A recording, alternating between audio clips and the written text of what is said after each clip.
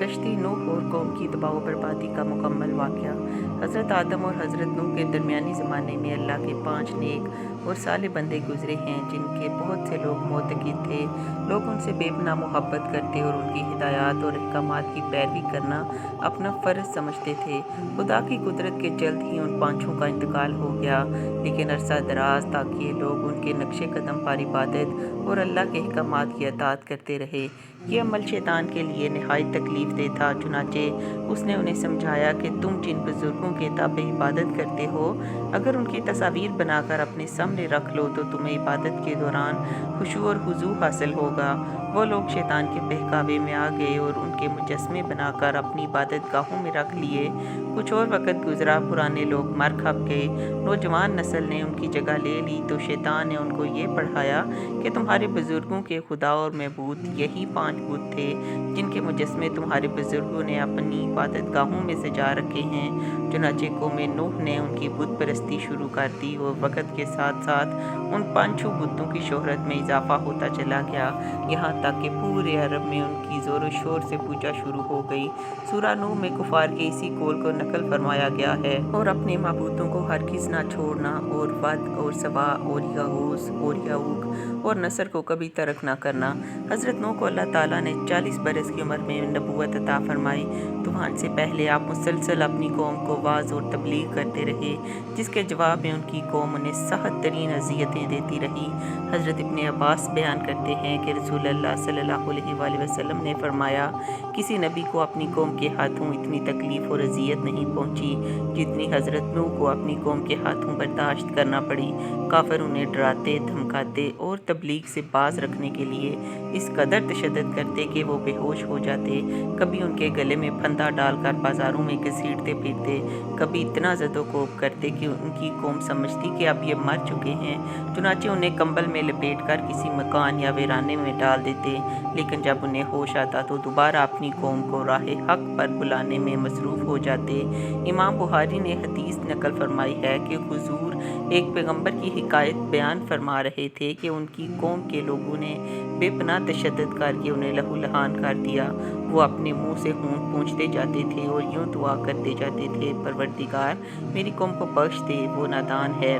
हज़रत नूह मुसलसल 950 साल तक अपनी कौम को दीन हक की दावत देते रहे और रात की तन्हाइयों में अपने रब से कौम के लिए दुआएं भी करते रहे, लेकिन इस तवील तरीन जद्दोजहद में उनके अहले खाना समेत सिर्फ 80 अफराद ईमान लाए। आखिरकार वो लम्हा भी आ गया जब आपने कौम से मायूस होकर अपने रब के सामने अपनी मारूज़ात पेश कर दी, जिसे सूरा नूह की आयत 5 से 20 के दौरान बयान किया गया है। इन गुजारिशात के बाद उन्होंने बारगाह खुदाबंदी में नहायत रिक्कत अमेज़ दुआ की। बारगाह इलाही में हज़रत नूह की गुजारिशात कबूल हुईं और अर्श इलाही से हुक्म नाज़िल हुआ, ए नूह, तुम्हारी कौम में जो लोग ईमान ला चुके हैं उनके सिवा कोई और ईमान नहीं लाएगा। तुम जो काम कर रहे हो उनकी वजह से गमगीन ना हो और हमारे हुक्म से हमारे रूबरू एक कश्ती बनाओ और इन काफिरों से मुतल्लिक अब कोई गुफ्तगू हमसे ना करना, क्योंकि ये सब लाजमी तौर पर गर्क कर दिए जाएंगे। बाज़ बुजुर्गों के मुताबिक अल्लाह ताला ने हज़रत नूह को ये हुक्म भी फरमाया कि फ़लाँ दरख्त उगाओ जिसकी लकड़ी से तुम कश्ती बना सको, तो हज़रत नूह ने वो दरख्त उगाया और 100 साल तक उसका इंतज़ार किया, फिर उसे काट कर उसके हमवार तख्ते बनाए। इस काम में भी एक कौल के मुताबिक 100 साल और दूसरे कौल के मुताबिक 40 साल का अरसा लग गया। मोहम्मद बिन इसाक हज़रत सूरी से नकल करते हैं कि वो लकड़ी सागवान की थी, दूसरे कौल के मुताबिक वो सनोबर के दरख्त की थी। मुफस्सिरीन के दरमियान लंबाई और चौड़ाई में तो इख्तिलाफ है, लेकिन कश्ती की ऊंचाई से मुतल्लिक सब मुत्तफिक हैं कि वो 30 गज ऊंची थी और उसमें 3 मनाजिल थीं, जबकि हर मंजिल 10 गज की थी। सबसे निचली मंजिल आम हलाल जानवरों और वहशी जानवरों के लिए, दरमियानी इंसानों के लिए और भलाई मंजिल चरिंद परिंद के लिए मुख्तस की गई। कश्ती का दरवाज़ा चौड़ाई में था, उसके ऊपर एक ढक्कन था जिससे वो बंद कर दी जाती थी, गोया वो कश्ती आज कल के ज़माने की अजीम आबदोज़ थी। हज़रत सूरी फरमाते हैं कि अल्लाह ताला ने हज़रत नूह को हुक्म दिया था کہ کشتی کے اندرونی اور بیرونی حصوں اور نیچے ہر جگہ اچھی طرح تارکول مل دینا تاکہ پانی اندر نہ آ سکے اور کشتی کا سامنے کا حصہ اٹھا ہوا ہو تاکہ وہ پانی کو چیر سکے۔ حضرت نوح اللہ تعالیٰ کے حکم کے مطابق کشتی بنانے میں مصروف ہو گئے۔ قوم کے سردار آپ کے پاس سے گزرتے تو ہنستے، مذاق اڑاتے، پھبتیاں کستے اور کہتے، اے نوح، اس کشتی کو تم چلاؤ گے کہاں؟ کیونکہ یہاں تو دور دور تک پانی کا نام و نشان نہیں ہے۔ کوئی کہتا معلوم ہوتا ہے کہ نوح اس کشتی کو ریتلے صحرا میں چلائیں گے۔ چنانچہ اللہ تعالیٰ نے اپنے نبی کی جانب سے جواب دیتے ہوئے فرمایا، اگر تم ہم سے مذاق کرتے ہو تو ہم بھی تم سے مذاق کریں گے اور ہم بھی تم پر ایک دن ہنسیں گے جیسے تم ہم پر ہنستے ہو۔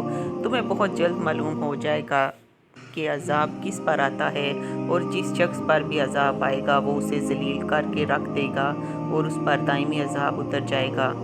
کشتی تیار ہو چکی تھی اور پھر ایک دن اللہ تعالیٰ نے حکم دیا کہ اب تم اس کشتی میں ہر قسم کے جانوروں میں سے جوڑے سوار کر لو اور اپنے گھر والے کے لوگوں کو بھی، سوائے ان کے جن پر پہلے سے بات ہو چکی ہے، اور سب اہل ایمان کو بھی جن کی تعداد بہت ہی کم تھی۔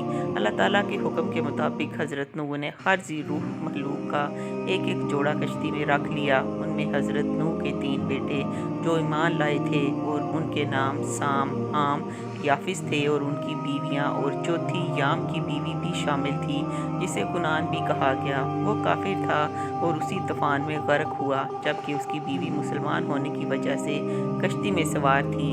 حضرت نوح نے سب کو کشتی میں سوار کروا کے اس کے دروازے سختی سے بند کر دیے اور خود عبادت الہی میں مصروف ہو گئے۔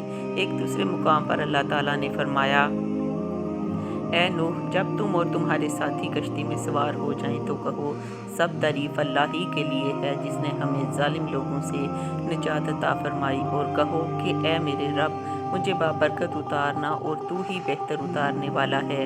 ابھی کشتی میں سوار ہوئے کچھ ہی دیر ہوئی تھی کہ طوفان کے آثار ظاہر ہونے لگے اور دیکھتے ہی دیکھتے زمین کے ہر گوشے سے پانی ابلنے لگا۔ آسمان سے ہونے والی قیامت خیز بارش ہر شے کو بہا لے جانے کے درپے تھی، گویا قیامت کا منظر تھا۔ اونچے سے اونچے پہاڑ بھی پانی میں ڈوبتے چلے جا رہے تھے، لیکن حضرت نوح کی کشتی انہیں اور ان کے ساتھیوں کو اپنے دامن میں سمیٹے اللہ کے حکم سے اور اس کی حفاظت میں خطرناک اور بھری موجوں کے درمیان رواں دواں تھیں، ورنہ اتنے طوفانی پانی میں لکڑی کی کشتی کی حیثیت ہی کیا ہے۔ اسی لیے اللہ تعالیٰ نے ایک دوسرے مقام پر بطور احسان فرمایا، اور جب پانی میں طغیانی آ گئی تو اس وقت ہم نے تمہیں کشتی میں سوار کر دیا تاکہ اسے تمہارے لیے نصیحت اور یادگار بنا دیں، اور تاکہ یاد رکھنے والے کان اسے یاد رکھیں۔ حضرت نوح تیسری منزل کی ایک اونچی کھڑکی سے باہر کا منظر دیکھ رہے تھے۔ انہوں نے اپنے بیٹے کنعان کو دیکھا جو ایک اونچے مقام پر موجود تھا۔ حضرت نوح نے اپنے بیٹے کو مخاطب کیا، اے میرے بیٹے، تو ہمارے ساتھ اس کشتی میں سوار ہو جا اور کافروں کا ساتھ نہ دے۔ اس نے کہا، ابا، آپ میری فکر نہ کریں، میں ابھی اس سب سے اونچے پہاڑ پر چڑھ جاؤں گا اور پانی سے بچ جاؤں گا۔ حضرت نوح نے کہا، آج قہر الہی سے کوئی نہیں بچ سکتا۔ ابھی یہ گفتگو جاری ہی تھی کہ اچانک ان دونوں کے درمیان پانی کی ایک بڑی لہر حائل ہو گئی اور وہ غرق ہو گیا۔ حضرت نوح نے اپنے رب سے عرض کیا، اے پروردگار، تو نے میرے گھر والوں کی بخشش کا وعدہ فرمایا ہے، تو میرا یہ بیٹا بھی میرے گھر والوں میں شامل ہے۔ اللہ تعالیٰ نے فرمایا، اے نوح، وہ تیرے اہل میں سے نہیں ہے کیونکہ اس کے اعمال اچھے نہیں ہیں۔ طوفان نوح میں پانی کی بلند ترین لہروں نے روئے زمین کے تمام پہاڑوں کو چھپا لیا تھا۔ زمین پر کوئی شے زندہ سلامت نہ تھی، سب کچھ نیست و نابود ہو چکا تھا۔ صرف حضرت نوح کی کشتی تھی جو اللہ کی مدد سے پانی کی بلند و بالا بھری خوفناک موجوں میں تیر رہی تھی۔ حضرت ابن عباس بیان کرتے ہیں کہ 80 افراد تقریباً 150 دن تک کشتی میں موجود رہے۔ پھر اللہ تعالیٰ نے کشتی کا رخ مکہ مکرمہ کی جانب پھیر دیا تو 40 دن وہ بیت اللہ کے گرد چکر لگاتی رہی۔ اس کے بعد اس کا رخ جبل جودہ کی طرف پھیر دیا گیا جہاں پہنچ کر وہ ٹھہر گئی۔ محمد بن اسحاق بیان کرتے ہیں کہ جب اللہ تعالیٰ نے طوفان نوح روکنے کا ارادہ فرمایا تو زمین پر زبردست ہوائیں چلائیں جس سے پانی رک گیا، چشمے ابلنے بند ہو گئے اور پانی کم ہونا شروع ہو گیا، حتیٰ کہ زمینیں خشک ہو گئیں۔ پھر مزید 40 روز گزر جانے کے بعد حضرت نوح نے کشتی کی کھڑکی کھولی اور ایک کوے کو یہ جانچنے کے لیے بھیجا کہ جا کر دیکھو اور بتاؤ کہ طوفان نے زمین پر کیسی تباہی مچائی ہے، لیکن کوا واپس نہ آیا کیونکہ وہ مرداروں کا گوشت گوشت کھانے میں مصروف ہو گیا۔ پھر حضرت نوح نے کبوتر کو بھیجا تو وہ کچھ دیر بعد واپس پلٹ آیا۔ اس کے پاؤں وغیرہ پر کوئی ایسی علامت نظر نہیں آئی جس سے زمین پر پانی کی موجودگی کا علم ہوتا۔ حضرت نوح نے کھڑکی سے باہر ہاتھ نکال کر کبوتر کو پکڑا اور اندر داخل کر دیا۔ پھر 7 دن گزر جانے کے بعد یہ معلوم کرنے کے لیے کہ زمین کی کیا حالت ہے، آپ نے کبوتر کو دوبارہ بھیجا۔ کبوتر جب واپس آیا تو اس کے منہ میں زیتون کا پتا تھا۔ اس سے حضرت نوح کو معلوم ہو گیا کہ اب پانی سطح زمین سے کم ہو گیا ہے۔ پھر 7 دن گزرنے کے بعد کبوتر کو بھیجا، لیکن اس مرتبہ کبوتر واپس نہیں آیا۔ اس سے حضرت نوح نے اندازہ لگا لیا کہ سطح زمین ظاہر ہو چکی ہے۔ یقیناً کبوتر نے بھی یہیں ٹھکانہ تلاش کر لیا ہوگا۔ طوفان کی ابتدا اور کبوتر کو بھیجنے کے درمیان 1 سال مکمل ہو گیا اور دوسرے سال کا پہلا دن بھی گزر گیا تو سطح زمین کا ظہور شروع ہو گیا، جنگل بھی ظاہر ہو گیا۔ تب حضرت نوح نے کشتی کا ڈھکن کھول دیا۔ اہل کتاب کے مطابق اللہ تعالیٰ نے حضرت نوح کو حکم دیا کہ سب کو کشتی سے باہر نکال لو۔ پھر اللہ تعالیٰ نے حضرت نوح سے وعدہ فرمایا کہ آئندہ کبھی اہل زمین پر ایسا زبردست طوفان نہیں آئے گا، اور اس وعدے کے لیے اللہ تعالیٰ نے ایک علامت مقرر فرما دی جسے کوس قزح کہا جاتا ہے۔ ابن عباس سے روایت ہے کہ یہ کوس قزح اللہ تعالیٰ کی طرف سے طوفان سے امن کا پیغام ہے۔ کوس قزح بارش کے دنوں میں آسمان پر تلوار کی شکل میں کئی رنگوں پر مشتمل ہوتی ہے۔ حضرت نوح جودی پہاڑ سے نیچے اترے اور ایک بستی تعمیر کی جس کا نام سمانین رکھا، یعنی 80 افراد کی بستی۔ اسی دوران ایک مرتبہ صبح سو کر اٹھے تو ہر شخص کی زبان بدل چکی تھی، یعنی کل 80 زبانیں وجود میں آ چکی تھیں۔ لوگ ایک دوسرے کی زبان نہیں سمجھ پا رہے تھے۔ اس وقت حضرت نوح سب کی زبانوں کو سمجھتے اور ہر ایک کی ترجمانی فرماتے تھے۔ دنیا بھر کے بڑے بڑے جغرافیہ دان، مورخین، ماہرین اور سائنسدان اپنے جدید ترین آلات اور بہترین سفری سہولتوں کے باوجود آج تک کشتی نوح کے اصل مقام کے بارے میں کوئی حتمی رائے قائم نہیں کر سکے۔ اس کے برخلاف قرآن کریم نے آج سے 1400 برس پہلے کشتی نوح کے ٹھہرنے کی جگہ کوئے جودہ کو قرار دیا۔ یہ پہاڑ وادی دجلہ اور فرات کے قریب واقع ہے۔ طوفان نوح کا قصہ سورہ انجیل اور قرآن میں موجود ہے۔